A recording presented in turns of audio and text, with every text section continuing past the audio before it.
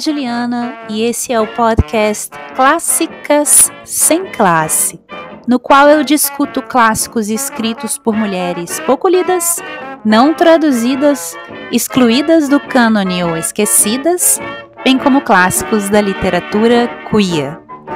Tudo sem a menor classe, claro.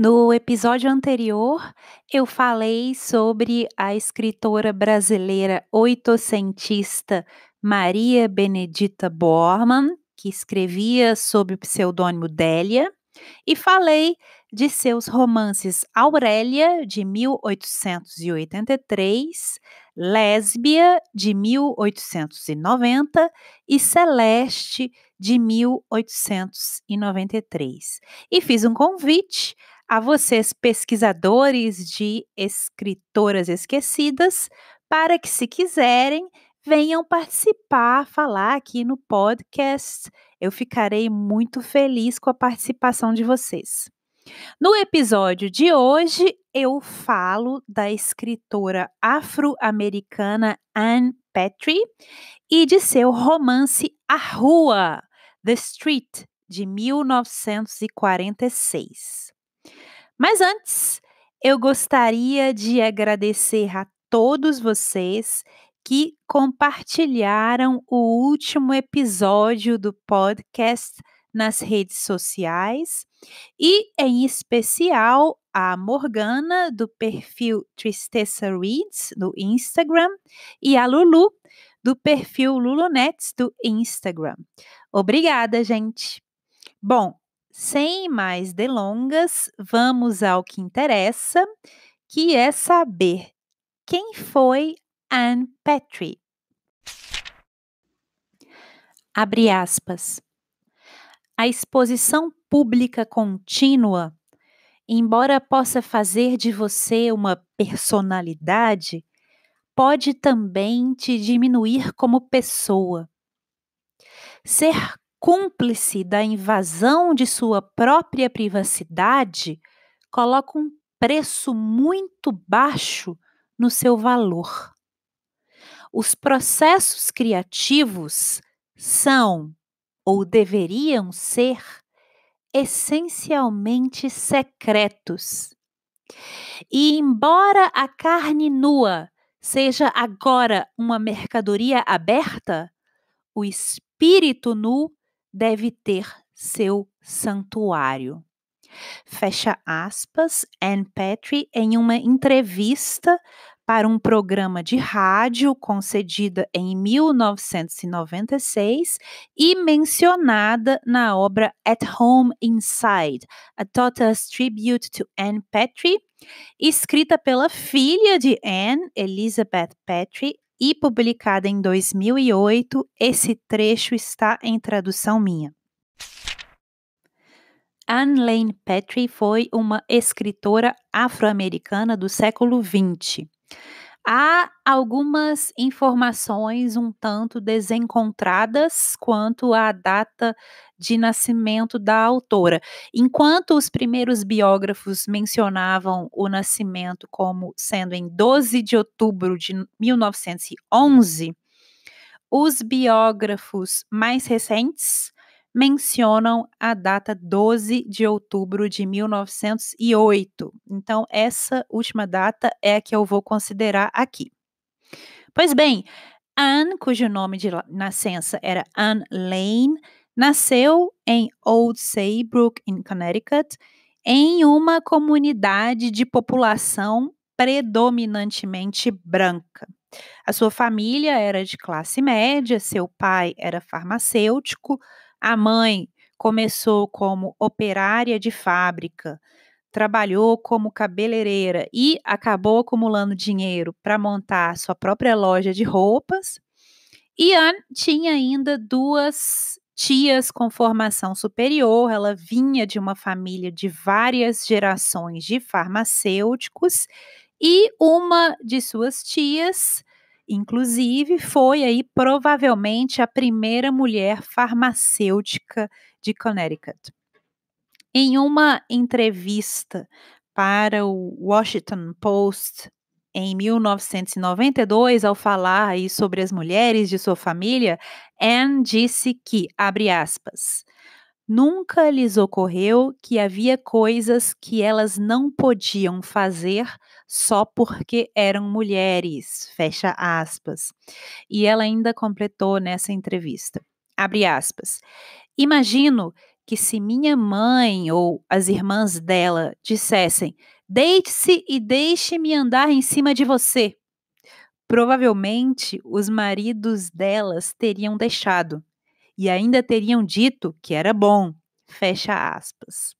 A família tinha muito apreço por se reunir e contar histórias, e a Anne, com toda essa influência dessas mulheres fortes e essa tradição de contar histórias, ela começou a escrever contos e peças de teatro ainda quando ela estava no ensino médio. Petrie relatou que ela vivenciou o preconceito racial pela primeira vez quando ela estava com 4 anos, no primeiro dia de aula, quando ela e a irmã mais velha, que tinha então 6 anos, foram alvo de uma gangue de garotos que jogaram pedras nelas. As meninas voltaram para casa dizendo que nunca mais voltariam à escola, aquilo era um pesadelo, mas os tios, que por acaso estavam lá de visita, insistiram que não, que elas tinham que ir para a escola sim, que nada ia acontecer. E aí no dia seguinte, Anne e Helen, as 2 irmãs, foram para a escola, foram confrontadas novamente pela mesma gangue de garotos, mas os tios apareceram e então ameaçaram os meninos e ninguém nunca mais incomodou as 2 garotas depois disso. Posteriormente, a Anne inclusive iria publicar um conto baseado nessa experiência, que é o conto Dobie's Gone.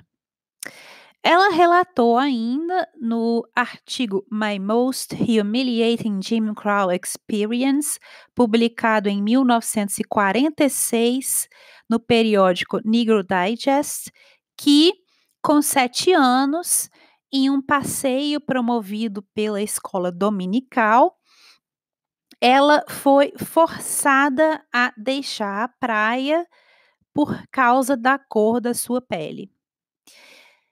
E ela relata mais casos aí de racismo que ela sofreu quando ela criança. Uma vez, seu pai até teve que escrever uma carta para o periódico The Crisis, em 1920 ou 1921, para reclamar de um professor que tinha se recusado a dar aulas para as filhas, para Petrie e para a irmã dela. E ela também relatou um caso de uma professora que a humilhava, fazendo com que ela lesse as falas de um personagem ex-escravo analfabeto do conto do Edgar Allan Poe, The Gold Bug, o inseto de ouro. Esses são só alguns casos.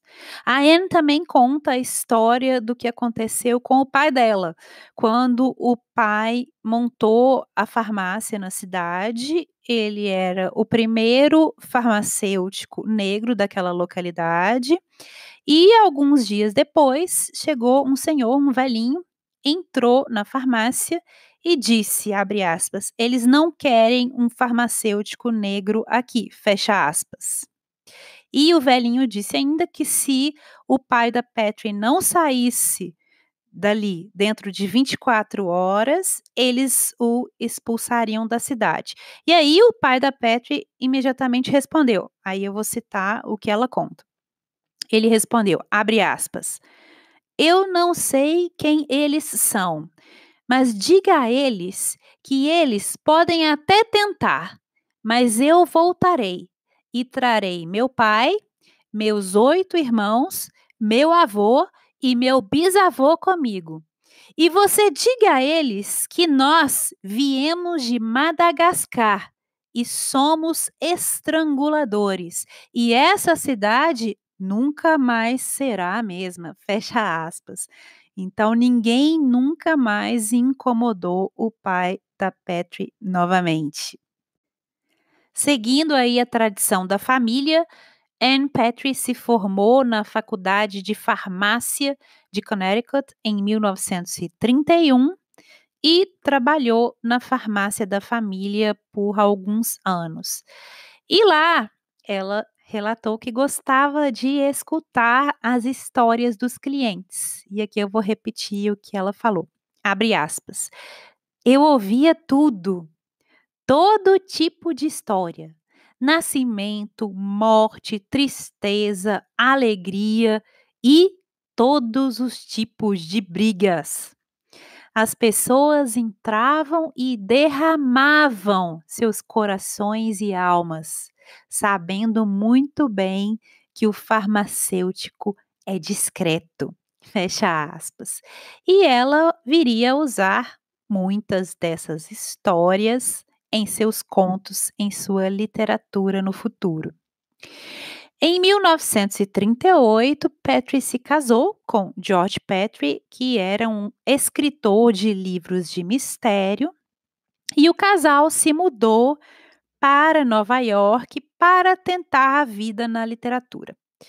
Inicialmente, ele começou a trabalhar como gerente de um restaurante e ela conseguiu um emprego no periódico Amsterdam News, onde inicialmente ela era responsável por vender espaço publicitário e depois ela também passou a atuar como jornalista.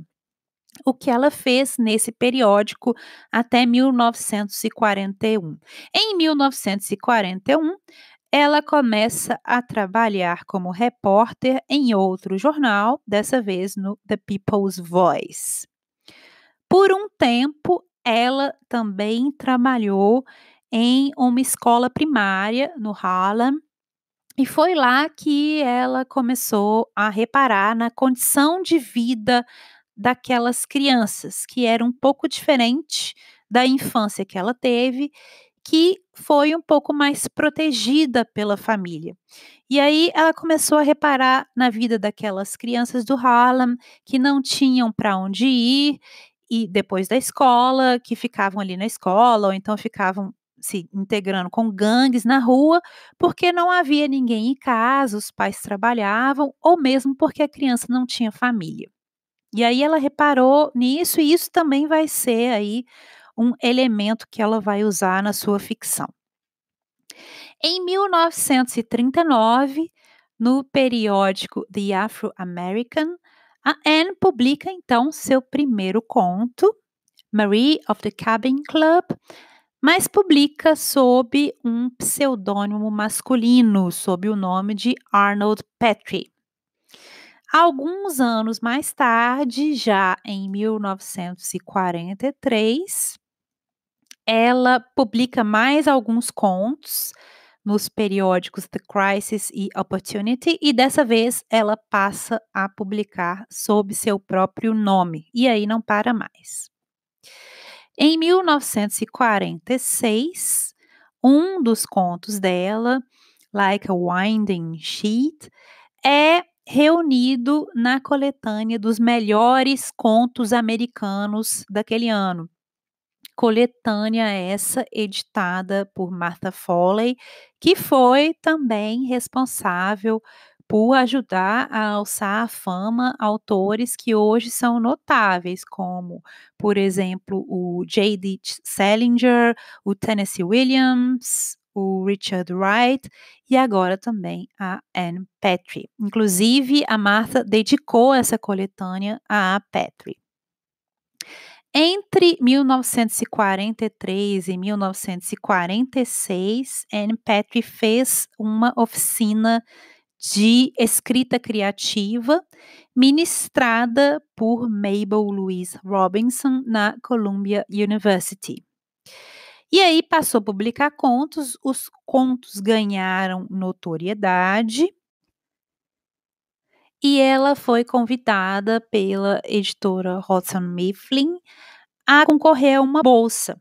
E ela ganhou uma bolsa, a Houghton Mifflin Literary Fellowship, e era uma bolsa para que ela escrevesse os capítulos iniciais do que viria a ser o seu primeiro romance, A Rua, The Street, que ela escreveu enquanto seu marido estava ausente, servindo durante a Segunda Guerra Mundial.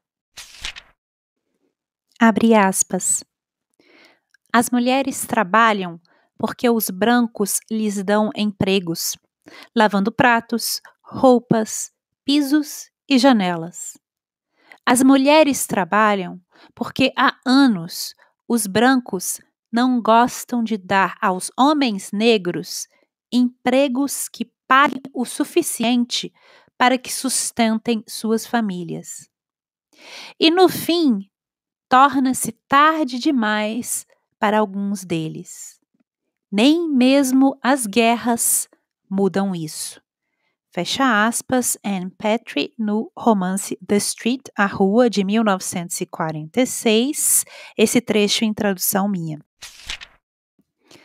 Segundo Patry, o conteúdo desse livro, A Rua, foi fortemente influenciado pela vida urbana que ela testemunhou como repórter e depois como assistente social em Nova York.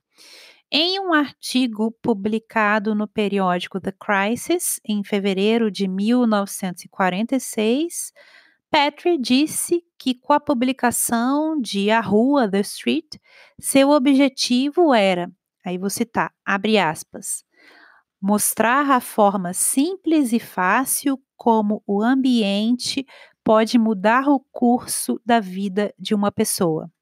Eu tento mostrar por que o negro tem uma alta taxa de mortalidade e pouca ou nenhuma chance de manter intacta sua unidade familiar nas grandes cidades do norte dos Estados Unidos. Fecha aspas.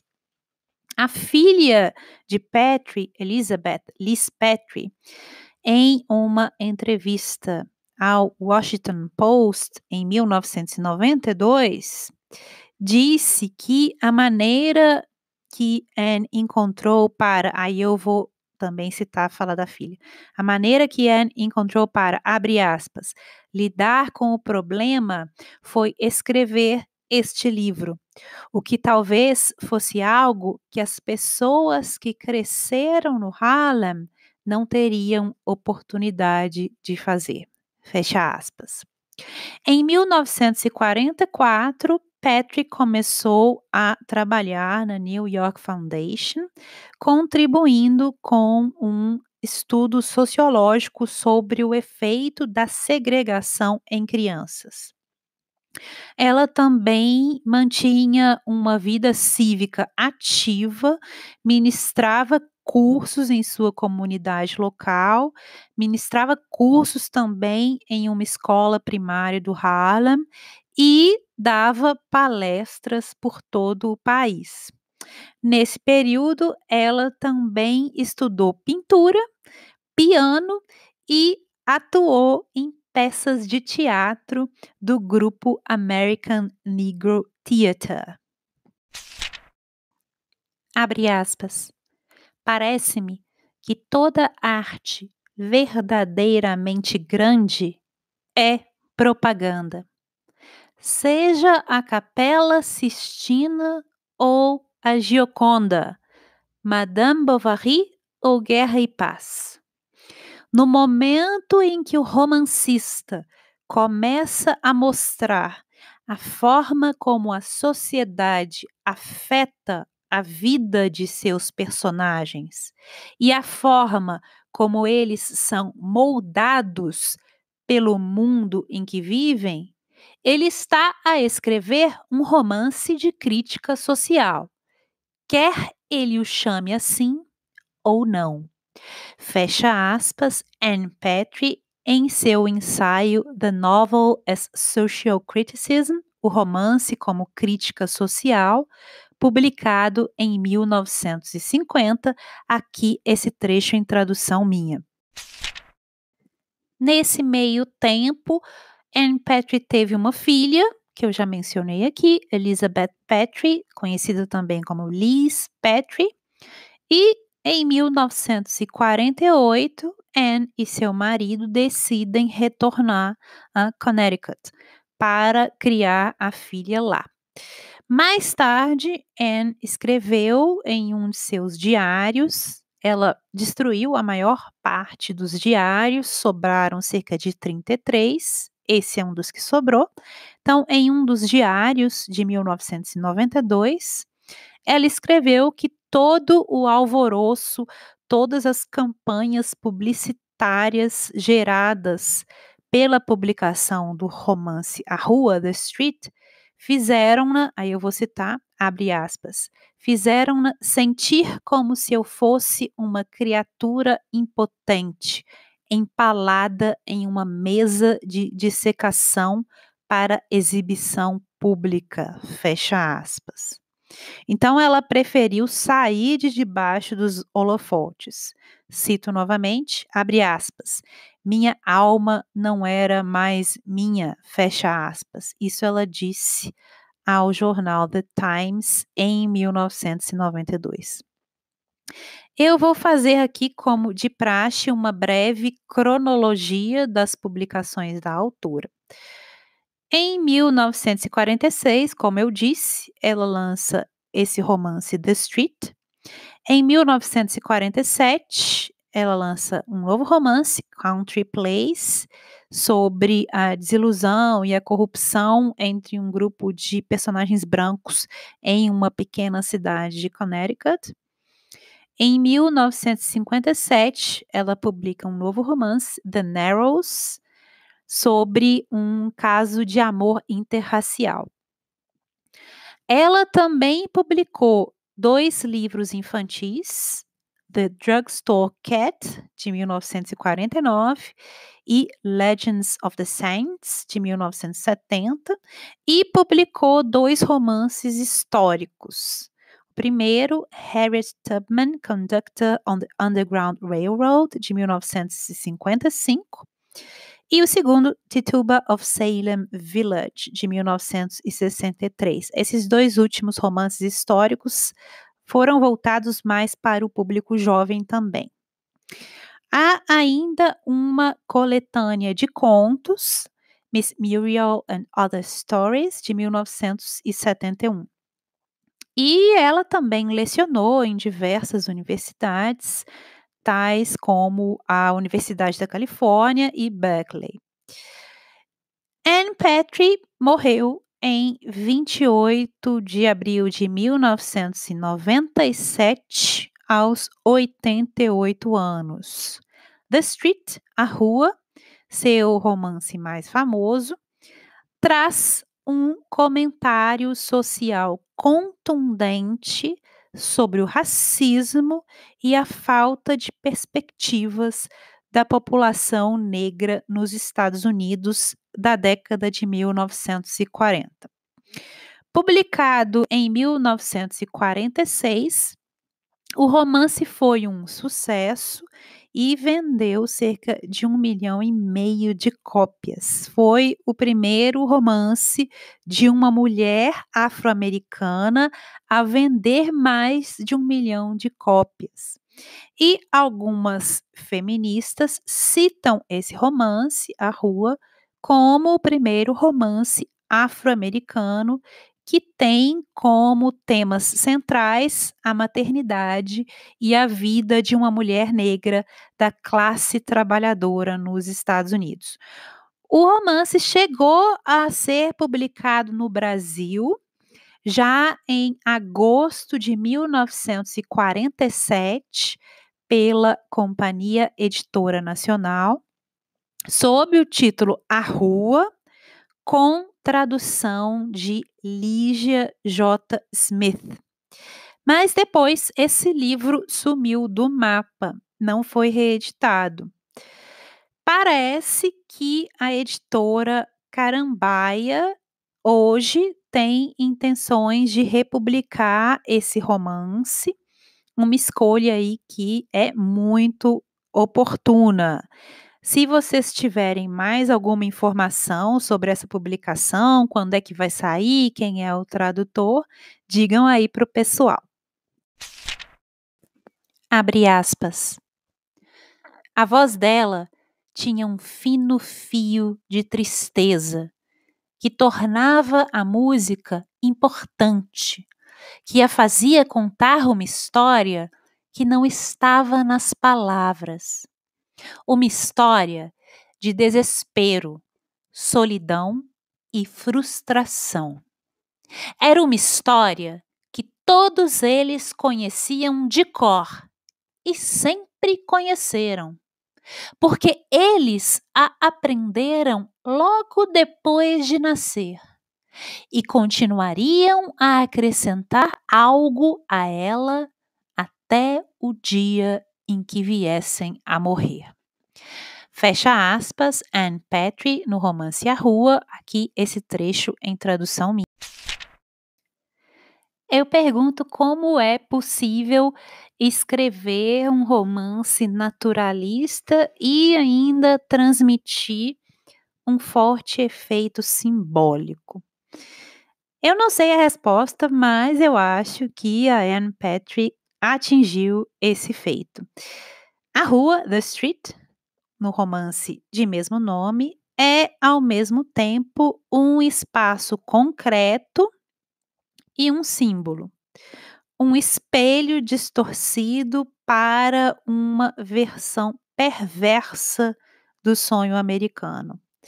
Essa rua é como um muro, como uma parede.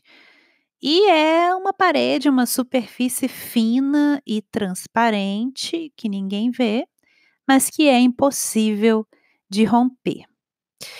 O romance se passa no Harlem dos anos 40, durante a Segunda Guerra Mundial, e a história começa em um dia de muito vento, em novembro de 1944, quando a protagonista, Lute Johnson, uma mulher jovem, uma mãe solteira, negra, da classe trabalhadora, está à procura de um apartamento disponível para alugar.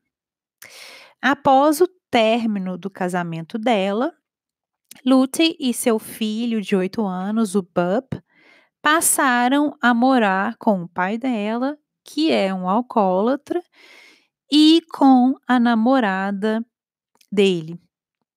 Esse ambiente a Lute não acha muito bom, ela quer escapar da influência negativa desse ambiente sobre o filho dela e deseja dar à criança um lar melhor.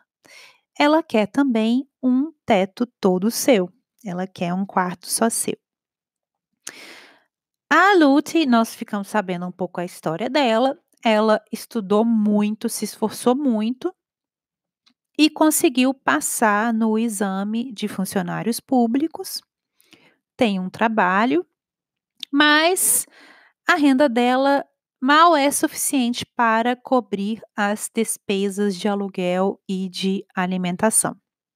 Com o que ela ganha, ela só pode morar no Harlem, na rua 116, onde ela encontra um apartamento pequeno, mal ventilado e escuro, mas é um teto todo dela. Para piorar as coisas, o zelador desse prédio fica obcecado pela personagem, sexualmente obcecado. E ele é uma pessoa um pouco perturbada. Ele mora com a parceira, Min, e começa a ficar violento com a parceira, com a Min, depois que ele desenvolve essa obsessão pela protagonista, pela Lute. No mesmo prédio, nós temos aí uma sucessão de personagens um tanto interessantes. Nós temos a senhora Hedges, que é uma mulher corpulenta, assim, que administra um bordel e que, em determinado momento, tenta atrair a Lute para que ela se torne uma prostituta, para que ela consiga ganhar um dinheiro extra. Nós temos também aí o parceiro de negócios da senhora Hedges, que ele se chama Junto, que é um homem branco, rico, que possui vários negócios, vários imóveis aí no bairro, e que também começa a se interessar aí pela luta. Então nós temos aí todo um cenário que vai se tornando cada vez mais complicado para a protagonista e para o filho.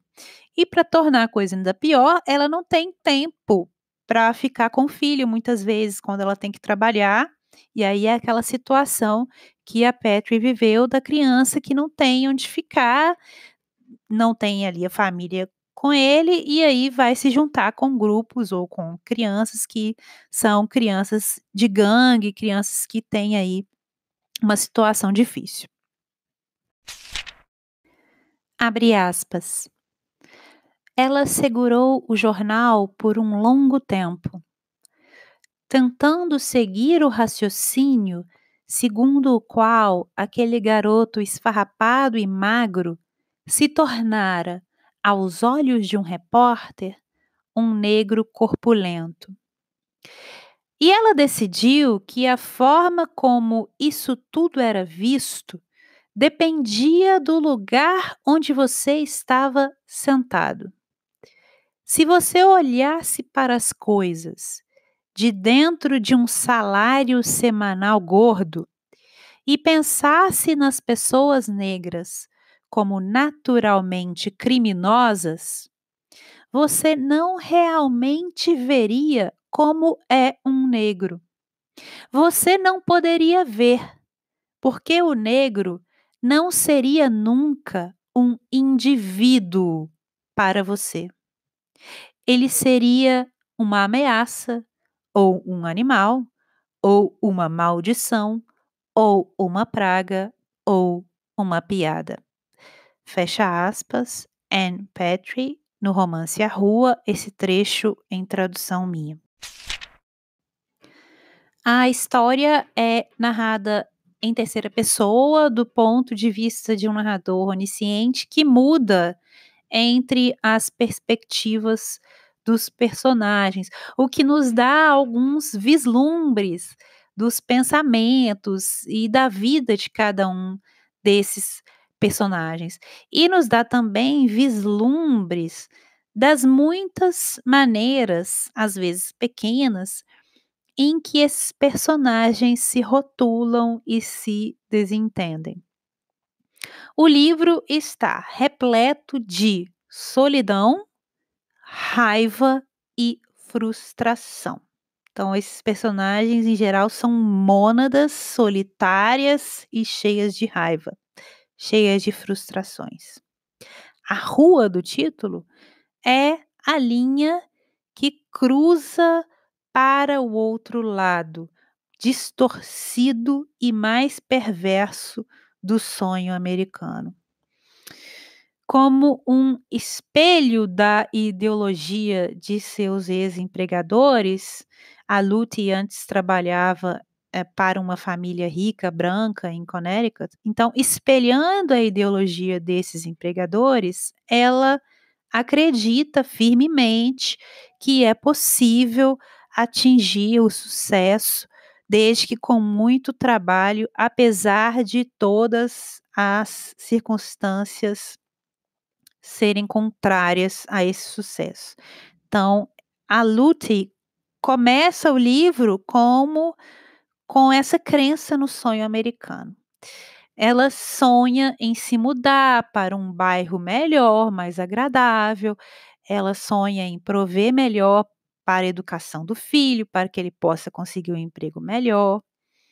E quando nós lemos a história através dos olhos da Lute, nós também não podemos deixar de acalentar essa esperança um tanto desesperada e selvagem de que ela vai mesmo desafiar todas as probabilidades e vai lá comprar o ticket de saída dessa rua 116.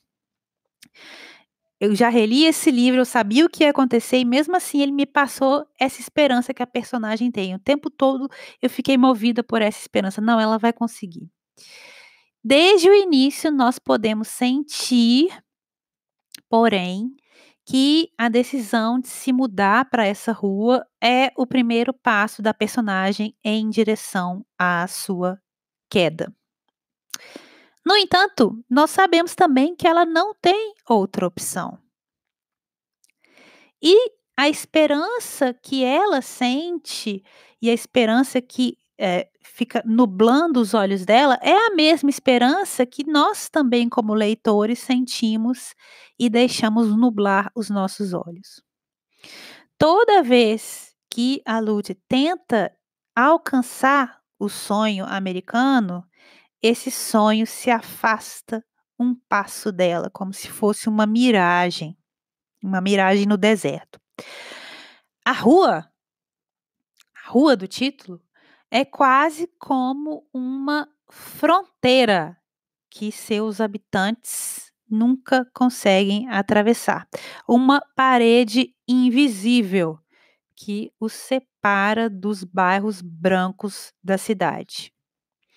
A rua é uma linha divisória, é uma armadilha e é também uma prisão, mas uma prisão invisível e uma prisão a céu aberto. É como se a rua fosse também um dos personagens da história e tivesse vontade própria. E é um personagem capaz de engolir cada um dos demais personagens à sua maneira. A rua como imagem tem aí, vocês já podem sentir, muitas camadas de significado, muitas camadas simbólicas. É um espaço, um ambiente hostil que está profundamente arraigado em cada um de seus habitantes. A rua é dentro e a rua é fora. Mas é também um personagem onipresente, impregnando a vida cotidiana de cada um que mora ali. A rua é um adversário perigoso, é uma presença intrusiva permeando nessas vidas, penetrando de fora diretamente dentro das casas, dentro dos pensamentos íntimos desses personagens e dentro dos sonhos desses personagens. E eu vou citar aqui um trecho que o narrador fala, abre aspas, e a rua estendeu a mão e os sugou, fecha aspas. A rua é uma fronteira geográfica e é também uma ideologia. É uma barragem, mantendo aí os afro-americanos do lado de fora, prendendo-os em um espaço que, apesar de ser a céu aberto, é um espaço confinado. A rua é a única porção que esses personagens terão desse chamado sonho americano.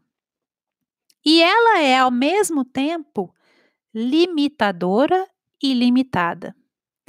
É como uma parede construída em torno desses personagens afro-americanos. E aí eu vou citar mais um trecho, abre aspas, um recinto amuralhado de onde não havia escapatória, fecha aspas. Vou citar mais uma descrição de um apartamento nessa rua, abre aspas, 3 salas com o silêncio e as paredes se fechando, fecha aspas. É a rua invadindo a intimidade dos personagens. A rua é uma personificação da desigualdade estrutural e dos vários sistemas de opressão que circundam esses personagens, dentro e fora.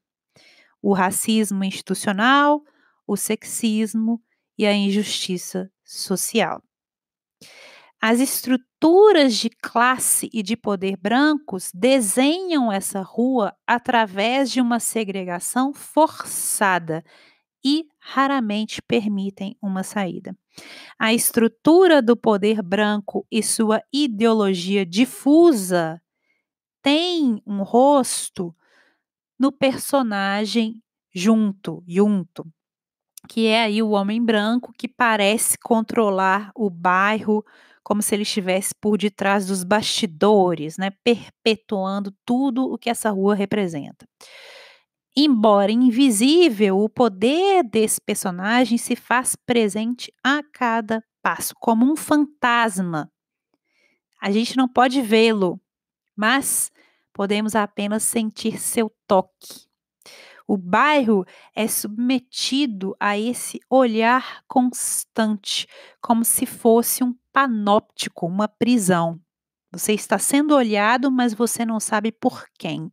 Você sabe que está sendo controlado, mas você não sabe qual é o esquema que está dando as cartas.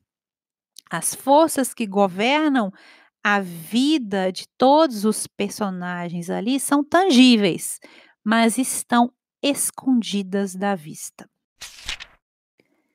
Abre aspas. Ela torceu os braços dele com um movimento repentino e violento, que quase o fez perder o equilíbrio.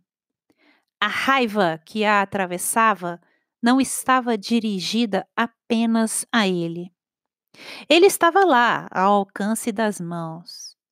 Ele a enganara para que ela ficasse alguns minutos a mais nesta sala em sua companhia, porque ela pensara que ele lhe emprestaria o dinheiro de que ela tanto precisava.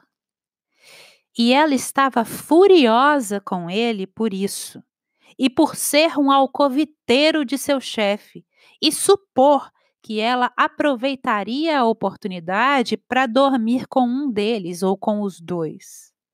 Essa súbita raiva superficial fez inchar e tornou-se parte do fluxo cada vez mais fundo de raiva que alimentara o ódio, a frustração e o ressentimento que ela sentia pelo curso que sua vida seguira.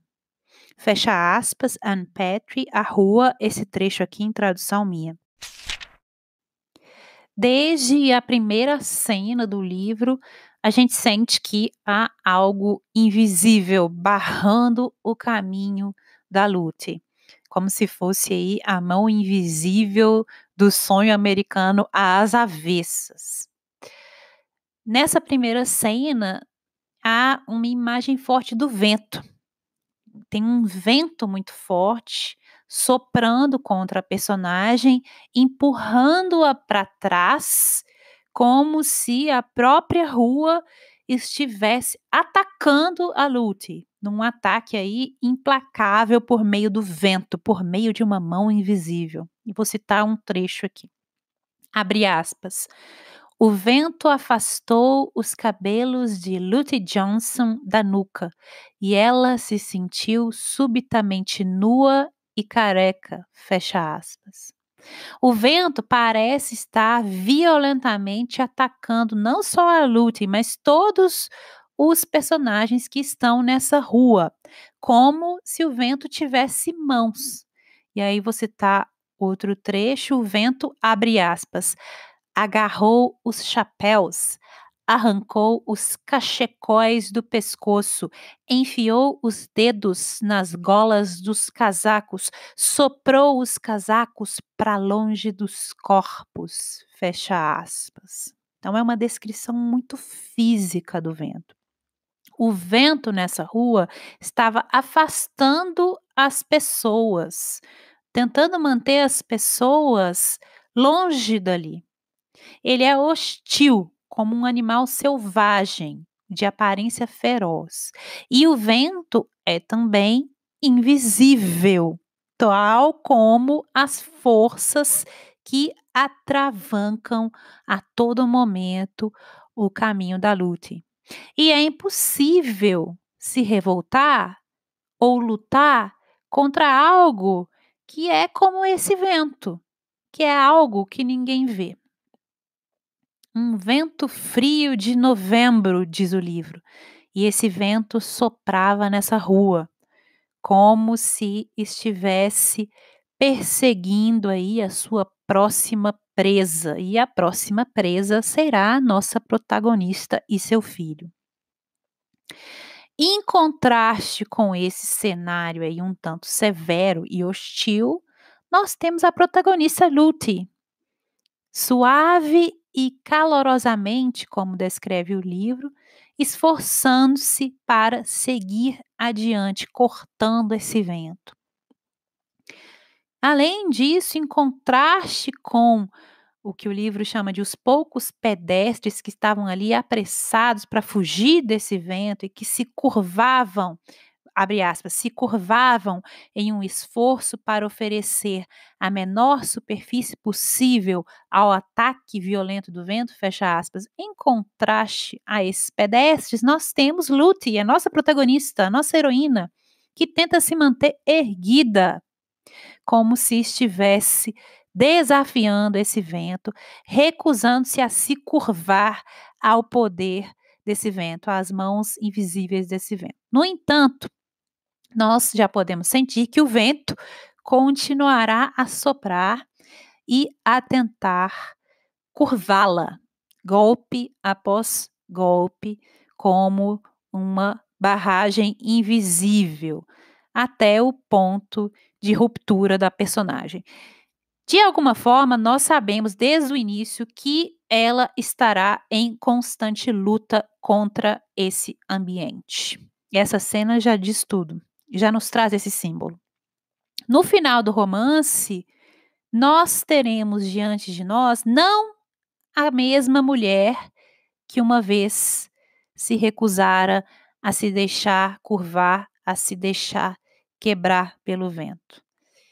De alguma forma, nós sabemos que o vento a transformará gradualmente, e aí eu vou citar outro trecho do livro, em, abre aspas, tudo o que ela odiara, tudo contra o qual ela lutara, tudo o que servira para frustrá-la.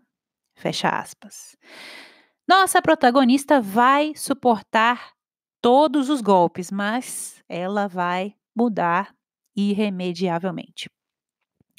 O livro abre com o vento e termina com a neve. A neve silencia a todos e enterra a sujeira e o lixo, varrendo a feiura da rua sob esse tapete branco, como se nada tivesse acontecido, como se aquele fosse um espaço em branco, uma página em branco. E agora eu vou citar um outro trecho do livro. Abre aspas. A neve caiu suavemente na rua. Ela abafou o som. Ela mandou as pessoas correndo para casa, de modo que a rua logo ficou deserta, vazia e silenciosa. E poderia ter sido qualquer rua da cidade, pois a neve depositava um filme delicado sobre a calçada, sobre os tijolos dos prédios velhos e cansados, obscurecendo suavemente a sujeira, o lixo e a feiura. Fecha aspas. E aqui a referência à cor branca não é gratuita. É o branco cobrindo tudo, jogando tudo para debaixo do tapete. O que a rua representa é um ciclo inevitável, sob o qual passa toda uma corrente de violências de todo tipo. Como diz o livro, poderia ter sido qualquer rua da cidade. Essa corrente é de largo alcance e acaba por abranger tudo debaixo aí desse tapete branco.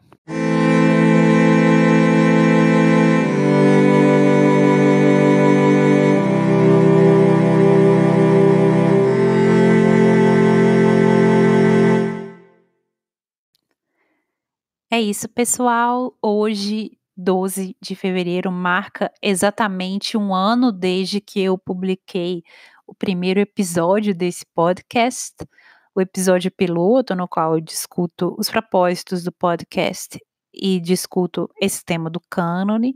E por isso que eu queria, nessa data, falar desse livro que eu acho tão bonito e tão potente, e falar dessa autora para comemorar esse primeiro aniversário do podcast. Estamos aí, um ano depois, aos trancos e barrancos, né, da forma completamente amadora que vocês já se acostumaram a esperar desse podcast, mas eu espero que vocês estejam gostando dos episódios.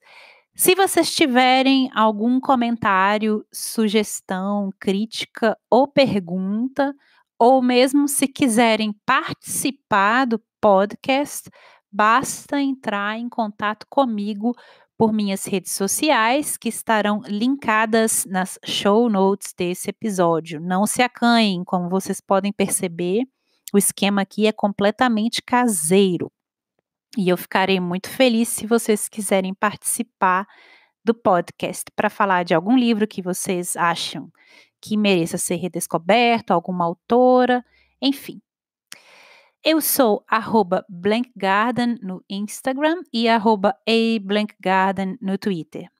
Caso vocês ouçam o podcast no aplicativo Anchor, vocês também podem me mandar mensagens de voz por lá, e aí eu posso inserir essas mensagens aqui no podcast. Todos os links vocês encontram no box de descrição desse episódio. E agora eu tenho uma pergunta para você que me ouviu até aqui. Você já leu algum livro, conto ou algum ensaio da Anne Patry? Você já leu A Rua? O que você acha do livro? Você acha que ela ainda merece ser lida? Por que você acha que ela nunca mais foi republicada no Brasil, que ela não é tão comentada nos países de língua portuguesa? Você acha que o romance A Rua pode ter algo aí a nos dizer sobre os dias de hoje, sobre o Brasil de hoje? O que você acha? É só deixar sua opinião ou comentário nas redes sociais do podcast.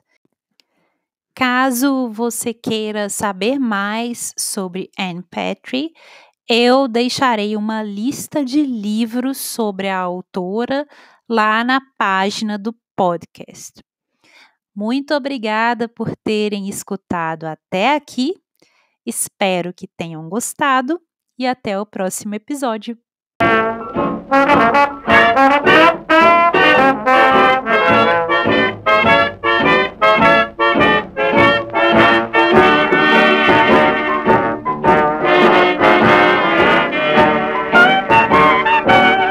Esse episódio foi escrito, produzido e apresentado por Juliana Brina em fevereiro de 2020. A música tema foi baseada na peça Beale Street Blues, composta por W.C. Handy, o pai do blues, em 1917 e executada por Bob Crosby and His Orchestra em 1938. If Beale Street could talk, if Beale Street could talk, there'd be a lot of married men I know could take their beds and walk, except for one or two who never drink that booze, and the blind man on the corner who sings the Beale Street blues. I said I'd rather be there than any place I know. Oh, I'd rather be there than any place I know. Oh, New York might be all right, but Beale Street's paved with gold. I said it's paved with gold.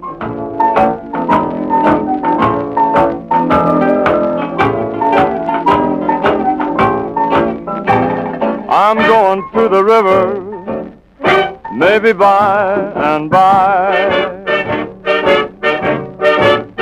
I said I'm going to the river, and there's a reason why. 'cause the river is wet and Beale Street's done gone dry.